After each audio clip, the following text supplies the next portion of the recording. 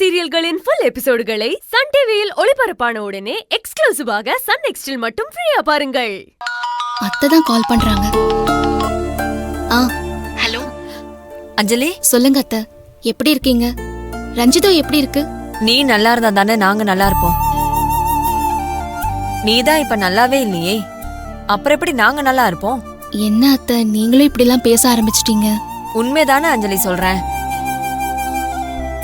நீ என்ன நல்லாவா இருக்க? புருஷனை கூட வச்சுக்கிட்டே அவர் கூட வாழ முடியாம யாரோ ஒருத்தியா தானே நீ அங்க கஷ்டப்பட்டுட்டு இருக்க. அஞ்சலி, ஒரு விஷயம் கேள்விப்பட்டோம், அதான் உனக்கு கால் பண்ணேன். விக்கி தம்பிக்கு அம்மா போட்டிருக்காமே. ஆமா அத்தை. ஆமா, இப்ப தம்பிக்கு எப்படி இருக்கு? குணமாகறதுக்கு எப்படியும் ஒரு வாரம் ஆகும்னு சொல்லிருக்காங்க. இப்ப நீ தானே அவரை பாத்துட்டு இருக்கிற. அவளுக்கு யாரு கிட்ட கூட வந்திருக்க மாட்டாளுகளே. அப்படியெல்லாம் இல்ல அத்தை, அவங்களும் நல்லாதான் பாத்துக்கறாங்க. போய் சொல்லாத, அவளுகளை பத்தி எனக்கு நல்லா தெரியும். சரி, விக்கி தம்பிய நல்லபடியா பாத்துக்கோ. சரிங்க அத்தை. அத்தை கிட்ட போனை குடுக்கறேன், அவங்க பேசணுங்கிறாங்க. அஞ்சலி, சொல்லு ரஞ்சிதம்.